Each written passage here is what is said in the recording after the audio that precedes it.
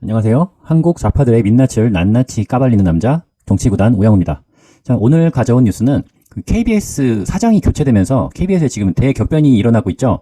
거기에 대해서 그 좌파들이 엄청나게 큰 그런 반발을 일으키고 있는데 그 내용이 어떤지 한번 같이 알아보도록 할게요. 일단은 KBS는 이 박민 사장이라는 사람이 다시 새로운 사장이 됐어요. 그러면서 여러 가지 뭐 뉴스라던가 시사 프로그램의 진행자들을 교체를 하고 있죠. 그리고 가장 큰 게 9시 뉴스에 그 이소정 아나운서가 있었는데 뭐 인사도 없이 뭐 하차를 하게 됐어요. 그랬더니 뭐 인사도 안 하고 하차를 시키네 마네 막 그런 얘기를 해가지고 엄청 얘기가 많은데 그 이소정 앵커 같은 경우에는 예전에 좌파들이 그 하차시키라고 막 엄청 난리를 폈던 적이 있어요. 그게 어떤 일이었냐면 박원순 시장 관련된 코멘트를 한 적이 있어요. 어떤 자살은 가해다. 그러니까 이제 이 박원순 시장이 그냥 자살을 해버린 게 뭐 가해다. 그러니까 뭔가 이 법적인 결판을 내지 않고 그냥 기소권 뭐 공소권 없음으로 이제 사건이 종료돼 버렸으니까 뭔가 그 성추행 관련된 더 이상 조사를 진행할 수 없어서 그랬는지 아무튼 이 박원순 시장을 돌려가는 그런 멘트를 한 적이 있었는데 그랬더니 민주당에서 막 하차 청원을 한 거야. 이 발언을 했다고 얘 이제 우파 아니냐 막 이렇게 해가지고 막 청원도 하고 난리가 났었어. 이에 앞서도 클리앙, 보배드림 등 친여 성향 커뮤니티에서는 반사회적 사이코패스로 의심되는 이소정은 공영방송에서 사퇴하라. KBS 9시 뉴스 기덕이 앵커니어 등의 글이 올라왔다. 이때만 해도 이거 뭐 완전 뭐 우파의 뭐 선봉장인 것 마냥 뭐 실제로 이소정 아나운서 같은 경우는 뭐 중도를 잘 지켜서 진행을 잘 했는데 뭐 이거 멘트 하나 있다고 아주 그냥 난리가 났던 적이 있어. 그러니까 이게 결국 뭐 마지막 인사를 못했다고 정치적 경질이라고 할 수 있는가라는 문제가 있어요. 지금 모든 프로그램들에서 좀 급격하게 앵커를 진행자를 교체하고 있다 보니까 뭐 딱히 솔직히 말하면 뭐 인사하는 거 누가 듣나? 여러분들 뭐 아나운서가 뭐 그동안 감사했습니다. 앞으로는 뭐 다른 프로그램에서 찾아뵙겠습니다. 다음부터는 뭐 어떤 아나운서가 이 프로그램을 진행할 것입니다. 뭐 이렇게 얘기한다고 그동안 수고하셨네. 뭐 이렇게 생각하는 사람이 있어요? 저는 그냥 뭐 그런가 보다. 뭐 때가 돼서 바뀌었나 보지. 일이 있나 보지. 뭐 이렇게 생각할 것 같은데 갑자기 이거 갖다가 막 이 뭐 사람의 도리가 아니다 막 뭐 이런 소리를 하는데 그거는 뭐 해도 되고 안 해도 되는 그런 인사니까 뭐 생략할 수도 있는 거 아닌가? 아무튼 제 생각은 그래요. 이게 뭐 크게 문제가 있는 건 아닌 것 같아. 뭐 이소정 앵커가 뭐 정치적인 발언을 했던 것도 아니고 그냥 사장이 바뀌면서 자기가 원하는 조직을 만들고자 하는 것 뿐인 거잖아. 아니, 어느 집단의 수장이 되었던, 예를 들어서 프로야구라고 치자고. 프로야구에 감독이 바뀌었어. 감독이 바뀌면 코치진도 싹 다 갈잖아요. 자기하고 이게 성향, 길, 아니면은 야구에 대한 철학, 이거를 같이 공유하는 사람들로 자기 라인을 채우잖아. 수석 코치부터 해가지고 타격 코치, 주로 코치 다 바꾸잖아. 그거랑 똑같은 거야. KBS가 지금 엄청 고여있잖아. 지금 KBS 평균 연봉이 아마 1억이 넘을 거예요. 그리고 제가 이렇게 건너 들은 건데, KBS 같은 경우는 진짜 완전 꿀 직장이네, 꿀 직장. 어떤 사람들은 이렇게 나이 든 사람들은 일도 안 해. 그냥 출근해가지고 놀다 간대. 들은 거니까 이게 진짜인지는 모르겠지만 아무래도 좀 나이가 든 사람들은 호봉제를 하다 보니까 나이가 들면 당연히 연봉이 오르고 연봉이 오르면서 직급도 조금 오를 테니까 예를 들어서 직급이 어떤지 모르겠지만 부장이라고 쳐. 내가 부장인데 막 현장에서 뛰어가지고 기사 찾아오고 막 취재하고 그러진 않을 거 아니야. 그러면 책상에 앉아가지고 뭐하겠어. 그냥 할 일 없으면 시간만 때우다 가겠지. 그러니까 이런 좀 개혁이 필요한 KBS에 가서 내가 사장이 되었으니 나와 뜻을 비슷하게 가져가는 사람들을 주요 프로그램에 앉혀가지고 진행하겠다. 그게 저는 큰 문제는 아니라고 생각해요. 어쨌거나 사장이라고 앉혀놨으면 그 KBS도 회사인데 그 회사가 잘 돌아가도록 자기의 그 사람들을 심어놔서 이 조직을 장악해야 될 거 아니야. 그래야 내가 원하는 방향을 끌고 갈 거 아니야. 저는 그냥 단지 그 정도의 수준이라고 생각을 해요. 그리고 주진우도 잘렸죠. 주진우 같은 경우에는 시사저널에서 활동을 하고 있고 또 그 예전에 나는 꼼수다 김어준이랑 같이 활동을 했었는데 솔직히 말하면 저는 이 나는 꼼수다를 이 방송하고 관련된 사람들은 이런 공영방송 그리고 공중파에서는 좀 배제시키는 게 맞다고 봐요. 너무 편파적이야. 중도를 잘 잡고 진행을 하면은 누가 뭐라고 하겠냐마는 이 사람들은 태생부터가 이명박 까기 위해서 만든 이 나는 꼼수다를 같이 진행하던 사람이 공중파에서 프로그램을 진행한다는 건 저는 좀 적절치 않다고 봅니다. 그리고 주진우 라이브 같은 경우에는 원래는 이 프로그램이 김용민 라이브라는 걸로 시작을 했는데 2020년 5월에 주진우 라이브로 사회자가 변경되면서 프로그램이 변경이 됐어요. 그러면은 2020년 5월부터 지금 2023년 11월이니까 거진 3년 6개월, 7개월 정도를 프로그램을 진행을 한 거야. 어떻게 보면은 이게 짧다면 짧고 길다면 길다고 할 수 있겠는데 예능 프로만 해도 1년도 안 돼서 그냥 없어지는 프로그램 많아요. 그러면은 주진우가 3년 넘게 했으면 이제 좀 세술은 세부대에 담아야 되잖아. 사장도 바뀌었겠다. 변경할 때가 된 거죠. 지금 김용민만 해도 2018년에 들어왔다가 2020년에 나갔으니까 2년 하고 나갔잖아. 본인은 3년 하고 나갔으면 김용민보다 오래 했잖아. 오래 했으면은 좀 자리 내려놓고 가면 될 거 아니에요. 근데 거기다 대고 잘렸다, 사장이 날 잘랐다, 정치적이다 이런 얘기는 저는 할 필요가 없다고 봅니다. 본인부터가 정치적이었잖아. 그렇게 정치 좋아하는 양반이니까 그래 정치적으로 잘렸다. 어쩔 건데? 네가 여태까지 정치적으로 활동을 한 거 아니야. 그러면 거기에 대한 이제 책임을 질 때가 온 거라 이거예요. 게다가 지금 윤석열 대통령이 된 이후에 바로 잘렸냐? 그것도 아니잖아. 어느 정도 시간도 지났고 이게 진짜 뭐 정치적으로 네가 진짜 꼴배기 싫어갖고 잘랐을 거면은 당선되고 바로 사장 KBS 사장 교체하고 그러고 잘랐겠지. 근데 그게 아니니까 좀 받아들일 건 받아들이자. 네가 잘못해서 잘린 거를 남 탓하지 마라. 좌파들이 남 탓하는 거 굉장히 좋아하는 건 알지만 그래도 본인이 한 행동에 대해서는 본인이 책임져라라는 걸 전 말해주고 싶어요. 아무튼 이 KBS 9시 뉴스의 앵커가 그 이소정 아나운서에서 박장범 아나운서로 바뀌면서 이 박장범 아나운서가 4분짜리 반성 레포트를 읽어내린 그런 뉴스가 나왔어요. 그동안 KBS 이러한 보도를 좀 불공정하게 했다. 그래서 뭐 시청자분들께 죄송하다. 그랬더니 뭐 이거 갖고도 반발한대. 그럼 그 반성하는 내용이 어떤 거냐 한번 들어보고 이거 여러분들이 한번 판단을 해봐. 이거 좌파 우파 이거 다 떠나서 이 KBS의 보도가 공정했는지 아니면은 좀 뭔가 편파적으로 치우쳤었는지 아니 직접 한번 우리가 확인을 해보자고 어떤 건지. 그러니까 첫 번째 채널A 기자와 한동훈의 검언유착 오보 사과 그리고 윤지호 출연 사과 오세훈 생태땅 사건 사과 그리고 대선 개입 사과 김만배와 신앙림의 녹취 방송을 냈던 거에 대해서 사과를 한 거예요. 그럼 첫 번째 채널A 기자와 한동훈의 검언유착 오보에 대해서 한번 알아볼게요. 이게 어떤 내용이냐면 채널A의 이동재 기자라는 사람이 있는데 이 사람이 이철 인베스트 코리아 대표라는 사람한테 협박을 했어. 뭐라고 협박을 했냐면 자기는 그 윤석열이나 이쪽 라인하고 좀 가까우니까 네가 그 여권 인사 그 당시에는 이제 민주당 인사들이죠. 민주당 인사들이 니네 이 돈 투자하는 데 있어서 비리를 저지른 내용을 나에게 폭로를 해라. 그렇지 않으면은 가족 와이프나 자녀가 마음에 걸리시는 거예요. 아니면 재산 추진 그게 마음에 걸리시는 거예요. 안 하면 죽어요. 지금보다 더 죽어요라고 협박을 한 거야. 그러면서 제가 그래도 검찰하고 제일 신뢰관계 형성돼 있고 속칭 윤석열 라인이나 기사 보시면 많이 썼어요. 그러니까 자기가 윤석열 관련된 기사를 많이 썼다. 그럼 내가 그만큼 영향력 있는 사람이니까 내가 잘 말해줄 테니까 나한테만 말을 해봐라. 그렇게 얘기를 한 거야. 그랬더니 이거에 대해서 야 그러면은 이 민주당 인사들에 대해서 까기 위해서 취재를 한 거니까 민주당을 까는 거는 뭐냐? 국민의힘 쪽에서 지금 이제 국민의힘 예전에는 당이 이름이 달랐지만 아무튼 국민의힘 쪽에서 검언유착을 해서 협박을 통해 취재를 한 거 아니냐라는 그런 의혹을 보도한 거예요. 이 좌파 인사들을 까기 위해서 이철 인베스코리아 대표라는 사람을 조져가지고 뭔가 있는 내용이든 없는 내용이든 아무튼 뭘 파내갖고 내용이 나오면 그쪽을 날려버리려고 한 거지. 근데 조사 결과 이동재 기자의 단독 서행임으로 밝혀졌어요. 그러니까 윤석열 한동열은 한동훈은 이게 뭔지도 몰라. 뭔지도 모르는데 얘가 혼자 나 윤석열이랑 친한데 너 죽고 싶어? 얘기해. 뭐 이렇게 협박을 한 거야. 그렇게 해서 끝났어. 근데 거기다 대고 또 최강욱 또 나왔어. 아유 진짜 최강욱이 뭐라고 했냐면 이동재 기자가 이렇게 얘기를 했다는 거예요. 이 대표님 사실이 아니라도 좋다. 당신이 살려면 유시민에게 돈을 주었다고 해라. 그러면 그것으로 끝이다. 그 다음은 우리가 알아서 한다. 그렇게 되면 문 대통령의 지지율이 끝없이 추락하고 다음 정권은 미래통합당 지금의 국민의힘이죠. 국민의힘이 잡게 된다. 그러니까 눈 딱 감고 유시민에게 돈을 건네줬다고 한마디만 해라. 이렇게 녹취록이 있다고 최강욱이 그 글을 올렸어요. 녹취록이 없는 내용을 그냥 지워서 올린 거야. 지워서 올려갖고 이동재 기자가 이제 그 당시에는 이제 야권을 저격하기 위해서 그 여권이죠. 이제 지금은 야권이고 그 당시엔 여권. 민주당을 저격하기 위해서 취재를 했고 그 뒤에는 검찰이 있다라는 헛소리를 최강욱이 아무런 그런 검증도 없이 그냥 올려버린 거야. 그랬더니 그걸 그대로 받아 적어갖고 유시민의 알릴레오, 김어준의 뉴스공장, 김어준의 다스베이다, 오마이뉴스 이런 데서 이거를 그냥 받아 적어갖고 다시 확대 재생산한 거예요. 이거 누가 마치 이걸 들어보면 야 검찰이 지금 민주당을 죽이려고 없는 사실도 만들어가지고 이렇게 터뜨리려고 하고 있다. 이거는 검언유착이다. 검찰에서 이 정권을 뒤집기 위해서 허위 사실을 자꾸 수사를 하고 있다. 그거는 검찰에서 지시한 거 아니냐라고 한 거죠. 그랬더니 나중에 이제 MBC에서는 이랬어. 우리는 이 사건에 대해서 검언유착이라고 안 했어.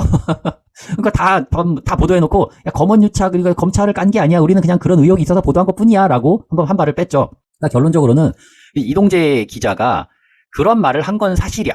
응? 녹취록 여기 앞에 여기 녹취록에 있는 것처럼 내가 윤석열 라인이니까 나한테 얘기를 해라라고 한 건 사실인데, 아니, 그러면은, 내가 누구랑 친한데, 내가 사실 안 친해. 사실 안 친한데, 나 누구랑 친한데, 너 알지? 너 저쪽에 잘못 보이면 너 죽어. 이렇게 하면은 내가 그 사람을 잘 모른다고 해도 이름 갖다 팔면 그 이름을 팔린 사람은 죄가 있는 건가? 아니잖아. 아무런 자기는 이름이 팔린지도 모르는데 이거를 검언유착이라고 방송을 했던 거예요. 그러니까 이거는 KBS에서 사과를 해야 되는 게 맞죠. 그 두 번째는 윤지호 출연. 윤지호는 저번에 안민석에 대해서 얘기할 때 한번 이야기를 한 적이 있어요. 윤지호가 이제 장자연 증언자라고 해가지고 이게 안민석을 필두로 해서 권미혁, 남인순, 이종걸, 이하경, 정춘숙 민주당 의원, 김수민 바른미래당 의원, 최경환 민주평화당 의원, 추혜선 정의당 의원 등이 속해 있다. 이게 윤지호가 함께하는 의원 모임이라고 이게 몇 명이 하나, 둘, 셋, 넷, 다섯, 여섯, 일곱 명. 7명의 의원들이 구라를 치는 이 연예인 지망생 여자 하나한테 의원 7명이 털린 거야. 그러니까 한마디로 우리나라 의원 이따위로 해가지고 우리가 믿을 수가 있겠습니까? 이 좌파들 의원들 정신 차려야 됩니다. 이거 말도 안 되는 검증도 안 해보고 이 7명의 의원들이 검증도 안 하고 이렇게 사진까지 같이 찍고 이거는 진짜 해외 토픽이 나와도 해외 토픽에 사기꾼 하나한테 의원이 몇 명이 털린 거야. 의원들 지금 자기 보좌관들 한 5명, 5명씩 데리고 있잖아. 걔네가 팩트체크를 했을 거 아니야. 해야 될 거 아니야. 뭐 안 했으니까 이렇게 속았겠지만 그 세비를 그렇게 받아먹고 인력을 그렇게 지원해주는데 이거 하나 필터링 못한다는 거는 이거는 자질의 문제라고 봅니다. 이 사람들은 필히 다음 총선에 나온다면 낙선돼야 되고 솔직히 좀 쪽팔리지도 않나? 이따위로 해놓고서 또 나오면은 그거는 진짜 인간 말종 아니야, 인간 말종. 자기가 한 짓은 자기가 좀 책임을 집시다. 아무튼 윤지호는 거짓말이 들통나자 캐나다로 주랭랑을 쳐서 지금 잘 먹고 잘 살고 있습니다. 못 잡고 있어. 위치 다 네티즌들이 지금 여기 캐나다에서 생일 파티하고 있다라고 알려줘도 위치 파악이 안 된다고 못 잡아오는데 잡아오면 안 되겠지. 잡아오면은 굉장히 피곤해지는 사람들이 많으니까. 아무튼 윤지호 출연을 했다는 거는 이거는 사과를 해야 돼. 이거 말도 안 되는 검증도 안 되는 인간을 데려다 놓고서는 헛소리를 한 거니까 이거는 사과를 하는 게 맞다고 봅니다. 그리고 오세훈 생태탕 사건. 오세훈 생태탕 사건이 뭐냐면 오세훈 처가가 내곡동에 땅을 갖고 있었대. 그런데 이제 오세훈 부인이 1970년에 상속을 받았다는 거예요. 1344평을 상속을 받았대. 근데 민주당에서는 이게 이제 나중에 내곡지구 이제 개발이 돼가지고 아파트가 되었는데 이 아파트 부지를 선정함에 있어서 민주당의 입장은 서울시장이 자기 땅이 포함되도록 힘쓴 것 아니냐라는 의혹이에요. 그리고 2005년에 이 땅을 측량하러 왔을 때 오세훈이 직접 현장 진두지휘 한 거 아니냐라는 거고요. 근데 오세훈 같은 경우에는 와이프 명의의 땅이라서 어딘지도 잘 모르고 내곡지구는 자기가 아니라 노무현 정권 시절에 이미 지정 이야기가 나왔던 거라서 내가 시작한 것이 아니다. 내가 아니라 그건 측량하러 갔던 거는 처가 사람들이었다라는 게 오세훈 시장의 주장이에요. 그랬더니 거기서 이제 경작을 하던 사람이 그 당시에 오세훈이 하얀 백바지에 선글라스를 끼고 페라가모 구두를 신고 와서 생태탕을 먹고 가는 걸 봤다. 내가 이제 그 기억이 너무 강렬해서 기억을 하고 있다라고 했고 식당 주인도 처음에는 잘 모른다고 했다가 뉴스공장에 출연해서 오세훈이었다고 말을 바꿨습니다. 이거는 뭐 사람 기억의 문제니까 그리고 뭐 다른 사람을 보고 오세훈이라고 착각할 수도 있고 아니면 실제로 오세훈이 왔을 수도 있고 뭐 아무튼 그러니까 이건 뭐 그렇다고 쳐. 뭐 증인을 자기가 마음대로 뭐 자기 기억대로 말을 하는 거니까 뭐 그거는 그렇게 얘기할 수 있는 거지. 근데 여기서 제가 하고 싶은 말은 뭐냐면 토지 투자에서 과연 수용당하는 게 좋은 것인가라는 문제예요. 내곡동 110번지가 오세훈 시장이 갖고 있던 땅이라고 하는데 여기 서초 더샤포레라는 아파트가 지금 생겨져 있죠. 더샤포레 아파트의 주변에 땅 시세를 한번 보면은 일단 저는 평당 467만 원이에요. 대 같은 경우에는 이게 지금 평당 1억이거든. 평당 1억. 이거는 평당 한 6억? 근데 평당 1억이 넘어 전부 다 대지는. 그러니까 대지랑 전 이거는 부동산 투자를 안 해보신 분들은 잘 모를 텐데 전이라는 거는 말 그대로 밭전자예요. 밭전자. 그러니까 이거는 따로 허가를 받지 않는 한 그 집을 못 져. 뭐 거기에 길도 닿아야 되고 그리고 용도 변경도 해야 되고 막 그래. 그리고 대 같은 경우는 대지는 집을 지을 수 있는 땅이에요. 뭐 집을 지을 수도 있고 뭐 다른 걸 지을 수도 있고 건물을 지을 수 있는 땅을 우리는 보통 대지라고 불러. 그러면은 건물을 지을 수 있는 땅 대지, 건물을 못 짓는 땅 전 뭐가 비싸겠어? 대지가 비싸요. 같은 지역에 있다면 일단 대지가 비싸. 왜냐면은 용도 변경하는데 또 돈 들거든. 잘 안 되기도 하고. 아무튼 토지 투자의 진수는 내 땅이 수용당하는 게 아니라 내 땅 근처가 수용당하는 거예요. 그러니까 만약에 오세훈이 지금 대지를 평당 272만 원에 보상을 받았거든요. 근데 지금 대지 얼마야? 평당 1억 부르고 있다니까? 여기 이 아파트 근처에 있는 땅들이? 만약에 여기가 이 계획에서 빠져가지고 지금 자기가 개인이 소유하고 있는 땅이라고 치면 이게 만약에 대지라고 친다. 평당 최소 못해도 5천만 원 받습니다. 평당 272만 원 받고 넘겼는데 평당 5천 받는다고. 내곡동 땅 관련해서 대가로 36억 5천만 원을 보상받았다. 추가로 받은 보상이 있느냐고 물었는데 5번은 주택을 살 수 있는 권한을 주는 것에 불과하기 때문에 그러니까 주택을 살 수 있는 권한을 줬다는 거에서 우리는 대지라는 걸 알 수 있어요. 이건 부동산 투자해보신 분들은 알겠는데 이 수용을 당할 때 내가 대지를 들고 있다. 그러면 그 대지에 대해서 대지는 이제 사람이 사는 땅이잖아. 그럼 사람이 살려면 어떻게 해야 돼? 집이 있어야지. 집이 있으려면 어떻게 해야 돼? 땅이 있어야지. 그러니까 대지를 소유하고 있던 사람한테는 이주자 택지라는 걸 줘요. 보통 이주자 택지가 80평 또는 뭐 100평 정도 이렇게 네모 반듯하게 잘라가지고 만든 땅을 이제 추첨해가지고 어느 땅을 받을지 모르겠지만 추첨해서 받는 거거든. 그리고 그냥 뭐 전 또는 뭐 집이 아닌 뭐 상가 이런 걸 갖고 있는 사람한테는 생활대책용지라는 거죠. 생활대책용지는 말 그대로 생활대책. 내가 거기서 농사 짓고 돈 벌어먹고 있었는데 그 땅을 수용해버렸어. 그럼 어떻게? 거기서 내가 더 일을 할 수 있는 그런 여건을 마련해줘야 되잖아. 그래가지고 상가 땅을 살 수 있는 권리인 생활대책용지라는 걸 줘요. 근데 오세훈 후보 같은 경우에는 주택을 살 수 있는 권한을 받았다고 하기 때문에 이건 대지라는 거지.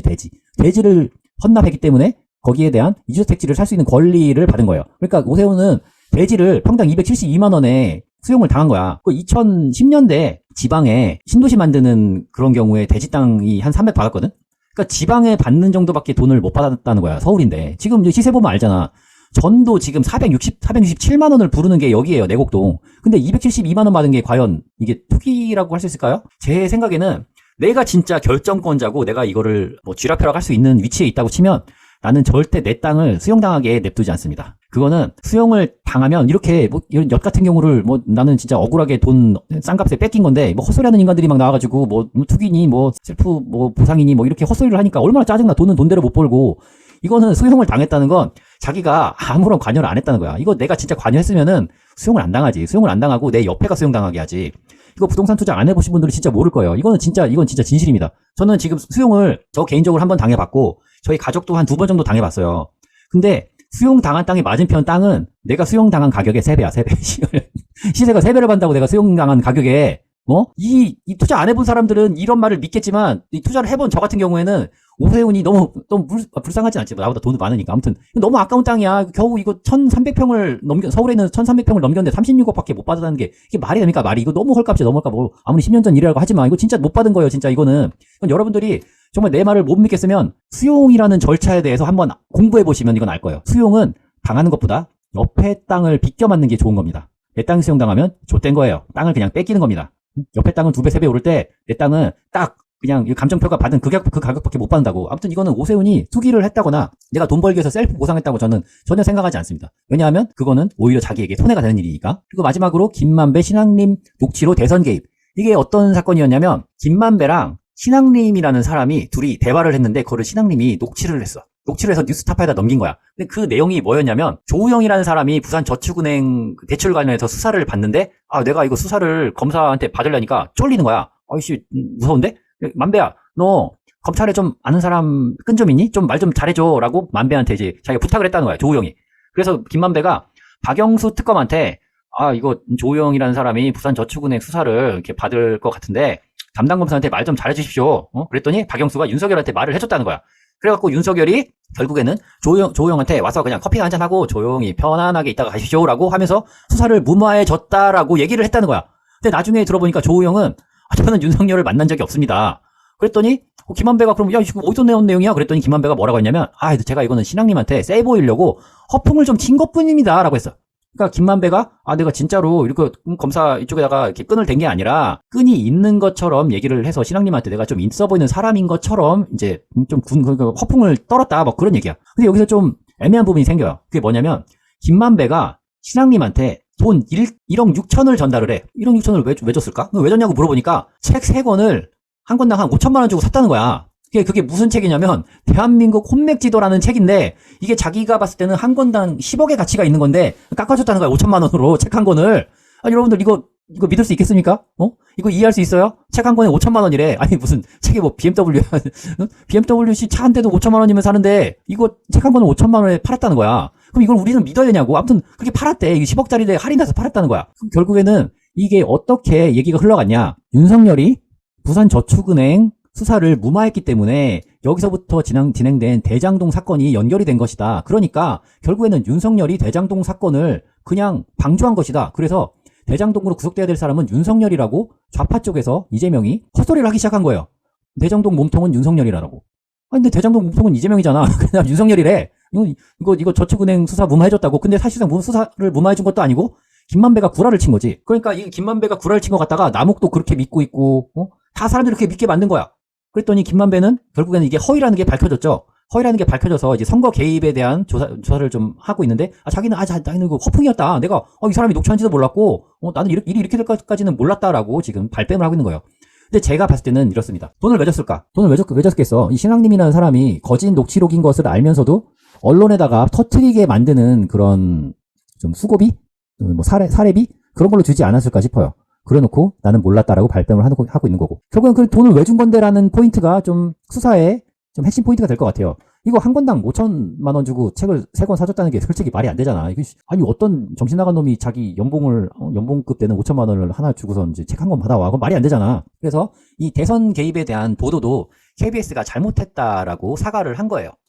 그럼 여기서 아까 이제 4가지 사례에 대해서 다 이제 얘기를 해봤는데 채널A 기자, 검언유착 오보사과, 윤지호, 그리고 생태탕, 그리고 대선 개입. 솔직히 이거 사과할 만하지 않나요? 제가 만약에 이걸 보도를 담당했던 책임자라면 쪽팔릴 것 같아. 기자잖아. 기자가 뭐 물론 매번 특종이나 그런 정확한 사실을 전달할 수는 없겠지만 이렇게 말도 안 되는 사건의 앞뒤 논리적인 그런 고려를 하지 않고 그냥 이거를 가감 없이 있는 그대로 좀 MSG 좀 쳐갖고 보도하는 게 이게 언론이 맞나요? 공중파 언론? 유튜버라면은 그럴 수 있다고 쳐. 유튜버는 뭐 지가 하고 싶은 말 그냥 족굴린 대로 그냥 하면 되니까. 근데 이거는 KBS는 더군다나 국민의 세금 세금 요즘에는 이제 분리징수하니까. 아무튼 국민들한테 2,500원씩 걷어가지고 이 연봉도 받고 하시는 분들이잖아. 어떻게 보면은 준 공무원이란 말이야. 준 공무원, 공영방송이잖아. 잘못을 했으면 깨끗하게 인정을 합시다. 좌편향된 사람들이 언론 쪽에 많이 있는 거는 알고 있는데 좀 그래도 쪽팔리는 짓은 하지 맙시다.